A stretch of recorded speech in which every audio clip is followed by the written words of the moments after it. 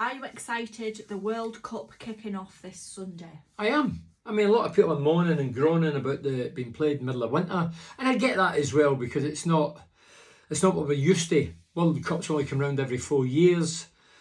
All of a sudden, we're kicking off during the footballing season, domestic footballing season, and a lot of people aren't happy. But anyway, we're going for it. I'm looking forward to it. I'm looking forward to my burning my log fire and sitting with my jammies on and my nightcap watching the World Cup. I think it's going to be exciting and something different. What do you think of the competition being held in Qatar? I think everybody's got a story to say about Qatar. We obviously know what goes on. They reckon there's 6,500 people. I don't want to get political. The 6,500 immigrant workers have died in building the stadiums. They're against gay people. Recently, some ambassador came out with something ridiculous saying that more or less there's something up with their minds if they're gay, which is total rubbish. So there's a lot of hypocrisy in the game. It's about greed, power and money. I thought at least one team would have pulled out because of the carries on and shenanigans over there in Qatar, but they've not. And looking at all the teams that's flying into Qatar, surely there must be a few gay footballers within the World Cup squads that's coming into Qatar. Now, if I was gay, and I've nothing against gays, but if I was gay and I was flying into Qatar, I would be saying, do you know what? Morally, principally, I ain't going, and make a real stance. I mean, England are going to wear a Tuppence halfpenny multicoloured thing here. Come on. The only one way to really demonstrate is don't go. But greed, money and power. And the amount of hypocrites, we know who they are. They've been mentioned every day for the last couple of months. Anyway, Qatar, we all know it shouldn't have been held there. Which teams will you be focusing on and cheering along? Well, I will be cheering on the Republic of Ireland because obviously they're not in it. Scotland, so a lot of my friends are Scottish and my relations, aunties and uncles, whatever, cousins are Scottish, but they're not in it. So I'll be cheering on England. I'm a Gareth Southgate fan. I know he sometimes classes a negative coach. But Gareth Southgate, of course, was Middlesbrough captain, lifted the first trophy in 2004, the Carling Cup. So Gareth Southgate's England I'll be watching and cheering along with Wales, Gareth Bale and company. I love the Welsh. There's a song going about now that the Welsh fans sing, makes the hairs of my neck stand up. I'll be Argentina, big fan of Argentina and Brazil. So they're the teams I will be focusing on. You earned international caps for the Republic of Ireland. Why Ireland and not Scotland? Yeah, a lot of people say, oh, you went with Ireland, is that because you weren't good enough for Scotland? Oh, you're kidding yourself on. Come on. Scoring 15, 20 goals in England's first division and scoring 40 in the Premier League in Scotland. I think the one in England's a greater achievement. I think we all know that. But no, what happened, there was loads of talk about I was scoring goals. I was in the old first division, equivalent to the Premier League in 1988-89 season. And the Borough fans were chanting Bernie for Scotland. Anyway, the papers, national papers, were on my trail and saying, what about Scotland? Sarcastically, I said, do you know what? I don't even think they know I'm Scottish up there. Maybe big Jack Charlton will come in. He was the Republic manager at the time. I says, I've got Irish grandparents. But it was a throwaway sarcastic comment. I'm not really sarcastic, but on that occasion I was. Anyway, we play Everton. It was a cup. It was back then. It wasn't a finish on the night case. It ended up three legs, and we ended up getting beat. Hold on, my dog's coming. Irish setter, by the way. Can you see it? There's the Irish setter. Yeah, so we ended up, we play Everton, and after the third game, we got beat 1-0. I think Kevin Sheedy scored a goal and knocked us out. Disappointed, because then I'm ready to jump in the communal bath back then. I've got the towel room, and Bruce says, look, keep the towel wrapped around you, go outside, there's somebody to see you. Didn't know who it was, walked through the dressing room door, and there was Andy Roxburgh. Shook his hand, he says, look, I know you've been giving me stick. Of course I know you're Scottish. I don't have to be there in person to watch you. I've looked at your record, I've had guys watching you. I will definitely cap you for Scotland, whether it's B cap or full cap, I'll definitely cap you. So that was all well and good, shook his hand, see you later. Following week, it was a Sunday, Newcastle United were playing Blackburn Rovers at St James's Park. So me and Gary Palliser, my mate, Pally, so he was playing with Man United at the time. So I was playing the Saturday, he'd played. So the two of us decided to go and see Stuart Ripley, our old winger, who had played for Middlesbrough and Blackburn fame. So we went to pick up the complimentary tickets, cut the story. Big Jack's at the front of the queue. He turns round, he's walking by me and Pan, he looks at me and he goes, "Listen, I heard you've got Irish grandparents. You hang fire, son. I'll cap you against Wales," and walked away. And I looked at Pan and I went, "I heard he's bad with names, Jack. To get me mixed up with somebody else." Anyway, on the Monday, Bruce Rea said, "Jack Charlton's phoning you at 1. He phoned me. I had a word with him. It wasn't mobiles back then, obviously, it was a landline. "Hello, right, which qualifications, son?" Told him. I says Irish Setter to begin with as a joke, and they never laughed. Went down like a lead balloon. Anyway, that was it. That's how I ended up playing for Ireland as opposed to Scotland. I did have a choice. A lot of people don't know that. I did have a choice. Who was your debut against? My debut for the Republic was against Wales. There was 3 games for me to clinch a place in the World Cup squad. And Jack had told me point blank, "Look, you'll be in the squad for 3 years if you do well. There's no guarantees you're going to the World Cup, but you've got 3 games to try and get in the back door." So played against Wales at Lansdowne Road, full house. It was a Wednesday afternoon. And I was very fortunate to score that day. I remember going round the keeper, Neville Southall it was, former Everton, always a great goalkeeper, one of the best in the country at the time. Went round him and I hit it and it was going into the goal and the centre back clawed it out with his hand, penalty kick. Kevin Sheed went up, stepped up, hit it. Southall parried it. I ran in, got the rebound, put it in. So we won 1-0 and that was the first time that the Republic had beat Wales under Big Jack. So 1-0. Did I play well? I was okay. I wasn't bad. But then the next game we were playing, I think it was, I don't know if it was Russia, but it was another game at Lansdowne Road and I hadn't been called in and Colin Todd was the manager of Middlesbrough at the time. Bruce Rea had gone, he'd been sacked. And Colin Todd had a choice and an opportunity to say, "Right, Bernie's in the full Ireland squad, we'll cancel the game against Forest, we'll play it another day." But no, Colin Todd, for Englishman, former England international, great player by all accounts, decided to play the game and pull me out the squad. Anyway, I played against Forest, had a nightmare because I'm thinking, here, I've got 2 games to clinch a place for the World Cup. I'm 29 years of age. Anyway, I did get one more chance. We played against Finland. John Aldridge, Liverpool fame, was playing with Real Sociedad at the time, and Jackie had said before the game, "Right, Bernie, you'll play 45, then I'm taking you off," and Aldo, as he called John Aldridge, is playing the second half. So that was 3 games or 2 games to try and clinch a place in the World Cup squad. After only a couple of games playing for the boys in green, you were called into the 22-man squad for the 1990 World Cup finals. How did you find out of your inclusion? It was funny because obviously today you would email or text or Twitter or whatever. Back then, I had a week break. All the speculation was rife in Ireland and the national papers that Bernie Slavin, Middlesbrough centre forward, will be going and be part of the 22-man squad, despite me only playing a couple of games. Anyway, I'm told this night that it's coming out, and is it Teletext CFAX? You remember that? If you're old enough, you remember that? I know I can hear you laughing. Anyway, it was going to be on about 11:30 or midnight. It was going to name the squad. So I took my late mother and father's dogs out. Obviously, I was a bit apprehensive, thinking, "Dear God, what if I'm not in it? If I'm in it, great, but what if I'm not?" So anyway, took the dogs a walk, and I comes in, and my late father was, I always thought he was funny, and he was full of charm or whatever. But I come in this night, and the living room doors closed, I opened the main door, come in with the dogs, and I'm waiting on him. He says, "Bernard," he used to call me Bernard. "Bernard, you're not in it." And I thought, fuck, not in the squad. So I bypassed the living room door, up the stairs, disappointed, gutted, and then he shouted, "No, I'm only joking." I mean, that was one of the worst jokes he ever played me. But anyway, I was in the squad, so that was a fantastic feeling. But I found out via Teletext, CFAX, whatever it was called. What were the preparations? Did you have to acclimatise?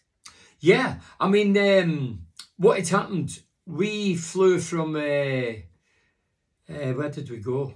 We played Turkey 27th of May. We flew out from Dublin, we went to Izmir, and we played Turkey in a friendly game. I actually played, I started anyway. I think I scored that night and it was disallowed. I wasn't offside, it was an infringement for another Republican player. But anyway, we played there, so we went there to get used to it, and then we flew from Istanbul to Rome to Malta, and then we ended up playing against Malta on the 2nd of June. But after the game, we stayed 10 nights in Malta, and that was to acclimatise, and it was daily training. I'm talking about soaring heat,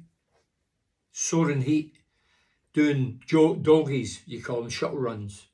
You know, Jack was really into fitness, and it was really, really difficult. And the other thing that I didn't know, from the outside looking in, it's glamorous and everybody's loving it and everybody's wishing they were partying and they were there.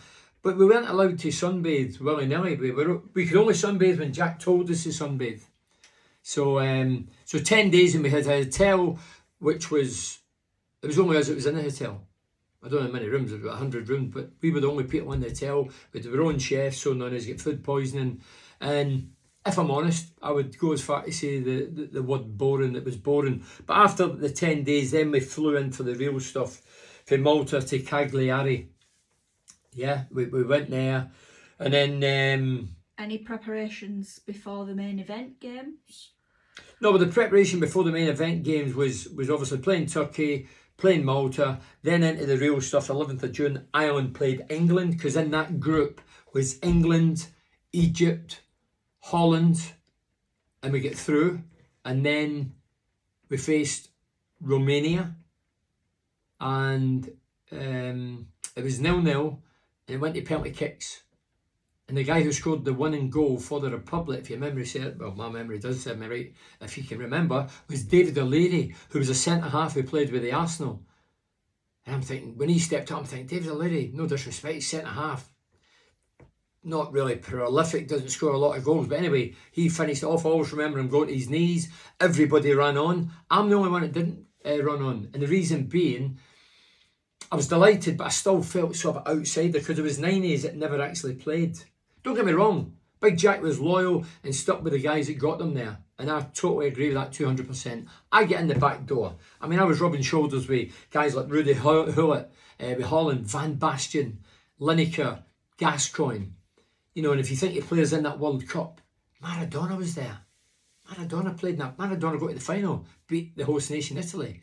But obviously, after that, we flew into Rome, and I always remember going into the game against Rome, and there was a game on the television beforehand, and all the players went into the middle of the stadium while the crowds were coming in, and we all just lay there, looking at the big screens, looking at the game that was being played before our game.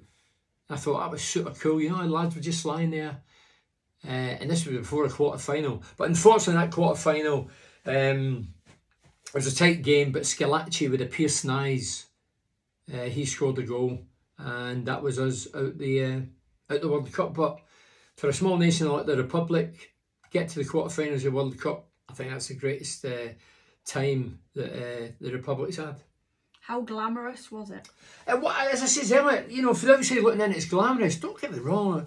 People would kill them to be in a World Cup squad, but back then there was no technology, there was no iPhones, there was no iPads, there was nothing.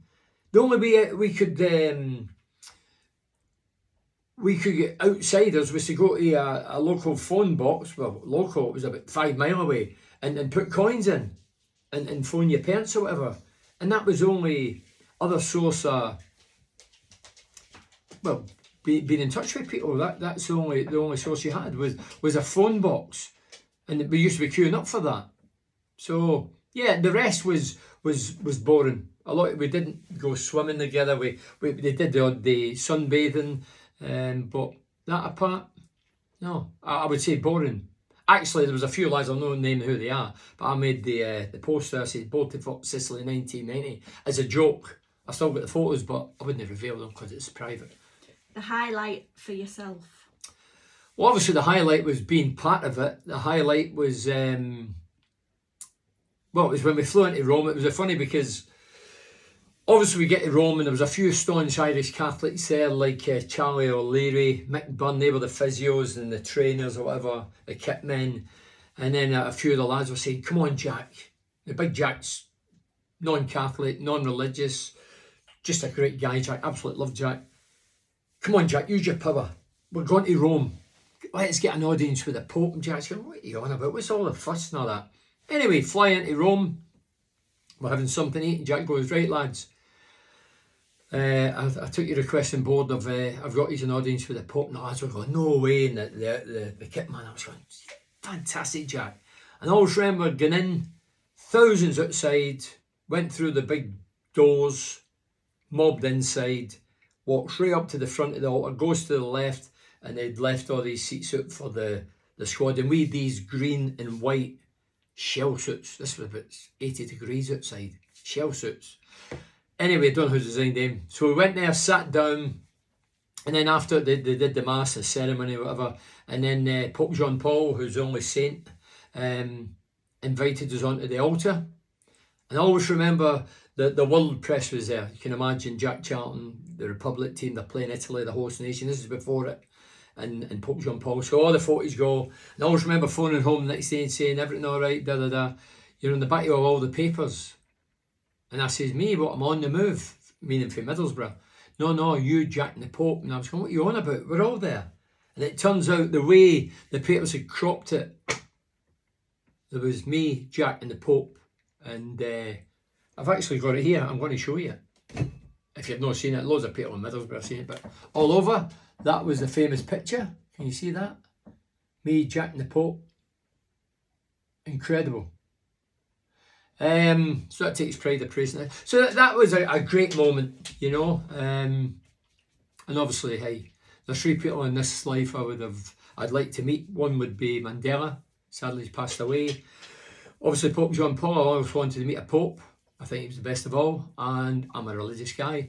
And Morrissey, I might meet him in the near future. Who were some of the biggest names in that tournament? No, the biggest name. There were some big names in the Republic squad. You know, guys like Packy Bonner played hundreds of games for Celtic. Paul McGrath, arguably one of the best centre-backs in the world at the time. Very seldom trained, but I tell you what, not many of the big guns like Lineker and Van Basten, who I mentioned earlier, Hulett, didn't really get a kick when he played against them. But the Republic were blessed with a lot of great players. Ronnie Whelan. Ray Houghton came to the same estate as me in Glasgow. His parents were from Castlemilk, Rough Council estate. I can hear you saying, but you're on the Irish. Hey, listen, England do it. England have done it. Big Jack was way ahead of the game. You know, Big Jack was doing it and getting criticised then. Even about the England cricket team a couple of years ago, won the whatever it is, I don't know about cricket, but I know that the guy that lifted the trophy for England cricket team was from Dublin, Declan Rice, Irish background, heritage. So it happens. Jack was way ahead of his time, but I tell you now, every one of those guys that played for the Republic played with pride, wore the shirt with pride, and loved every minute. After being knocked out, did you go for a drink? What did you do? No, after we get knocked out, it was actually on, I don't know if you've seen Finding Jack. It's a DVD thing. It was out recently. I think it was on Netflix. It's very sad, you know. But no, after the being knocked out, what happened? We went back to the hotel, and I always remember Chris de Burgh turning up.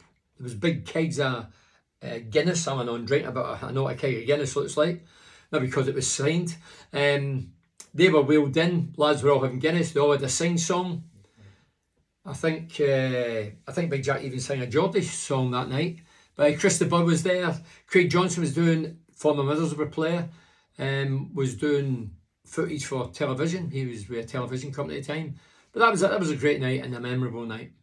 When you returned to Dublin, did you have any kind of reception? I always remember back then I had the fear of flying. I've known now I'm okay. I went and get help, thank God. But I remember I always used to request for the sit near the front. So Jack and his wife was at the front and his sons, and the lads, the majority were at the back. Obviously having a drink and a carry on. I always remember this shirt here. This is, I'm going to show you a few things, but this here was the actual shirt we wore But I always remember at the front, I'm up there, no to be near Jack, I'm up there just because I don't like flying, less turbulence at the front. And I always remember the lads passing me on the way when we landed in Dublin, and all these were ripped. They'd all been pulling them off each other, a few drinks. Delighted we're back, delighted that we got to a quarter final. But I remember the plane coming down and it going like side on, like in a circular fashion. And I remember Jack distinctly shouting, "Get the bloody plane down." And as it's tilted, I'm looking out the window, despite my fear. It ended up, there was, I think it was 750,000 people lined the streets of Dublin waiting in the arrival of the 22-man squad. That is incredible. And we got off there, we get the bus through the city centre, which was very difficult with all those people. And then a few of the big guns in the squad says a bit. And that was a great day. That was a great day. What was Big Jack like? Big Jack was everything. Big Jack was straight talker, no messing, charming, big personality. Everybody loved him. I never heard one bad word for anybody in the squad. Whether they were playing, whether they weren't, whether they felt hard done by. I never heard a bad word about Jack Charlton. Jack was ultra charming. He was just a great guy. He was just a fantastic guy. I always remember my first time in Dublin. I was in the dressing room before the Wales game, my debut. I was into the dressing room, all the balls are lying there. And the big guns are going out and signing them. And I've not played the game for Ireland yet, so I sit back and he made a point and he looked at me and said, "Have you signed these yet, son?" And I says, "No, Jack." He went, "Well, get the fucker signed. It might be your last time in Dublin." Everybody laughed, and that was his way of inviting me into the gang. The other thing about Jack was he absolutely loved when he heard that I spoke to my dogs down the phone. Every morning I'd go to breakfast. "Do you talk to the dogs today, Bern?" You know what I mean? So, and the last interview I did with Big Jack was for Borough TV.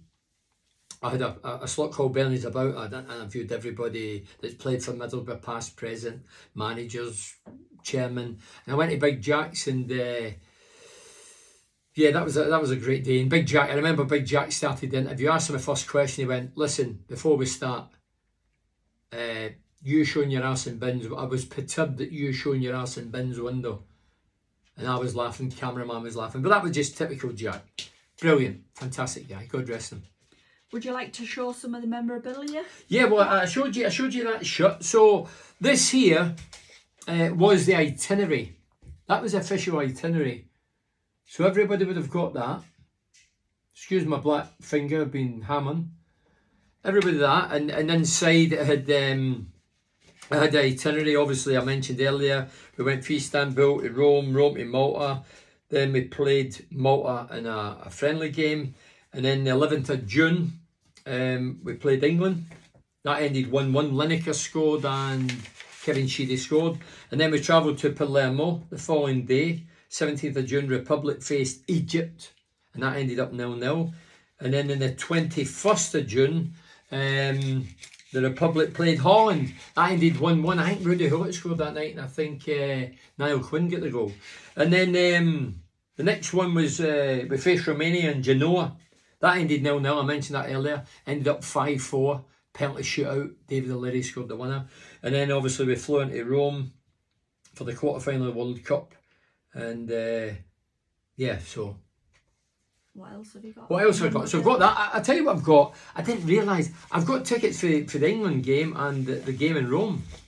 These are some of the official tickets. I only found these not so long ago up the loft because I was down the roof. So these are tickets from Italia 90. I bet you could have got a few quid for them on the black market. No, anyway, I don't know why I brought this, but anti-doping, that was the official thing. Every player was handed one of these. So we had the official itinerary, we had the doping, the mini World Cup. This made me laugh. I thought this was funny because that was a malt bottle they were selling when you bought your malt in Dublin, and it was Italia 90, Ireland, World Cup heroes, and all the players' names were on the back, the squad, and the manager, and the coaches, and the trainers. Brilliant. But the official shirts, this is one I cherish. So my squad number was 15. And every player, as I say, we were bored, so in between games and things, we all got it signed. So every signature of that World Cup squad is on it, including Jack Charlton. So that was obviously the squad shirt, and the other one was the white one. So the white one's number 15, and that was it. I've never washed it, by the way. If you see any stains, it's because I've not washed it. I did wear it. We still wore it. Even if you're not playing, you had your tracksuit on to be part of the squad. Take a class shirts. The shorts, by the way, I know what you're thinking. Can you still fit? Of course I can. But look how small they are in comparison with today's. So that was the shorts. And the green pair, that was the shorts. So yeah, some great memories. And they live forever, don't they? So I'm really looking forward to this World Cup. Good luck to England. I mean, I'm a Gareth Southgate fan, and my boys are English. People will think, oh, I'm against England. I'm not against England. Good luck to England. But I'm looking forward to England, Wales, Argentina, Brazil. And as I say, I'm looking forward to putting a few logs in the fire and watching it over the winter months, looking at the snow's about 3 feet deep. Fantastic. And putting your England flags up. She says she's putting my England flags up. She's having a laugh, isn't she? Did it last time. England flags were up. Do I think England will win it? No, I don't. I don't, if I'm honest. But hey, you never know. In this mad world, the mad game of football, you never know. England came so close to the Euros, we all know that, against Italy. I look back in hindsight and think, was that the best chance ever to win a major tournament? Yeah, I hope England can win it. For Gareth and for my pals in my family who are English. So thanks for watching. Good luck. I was going to say up the Borough, up the Republic, although they're not in the tournament. And thanks to the late great Jack Charlton for the memories and some of the memorabilia. Thank you.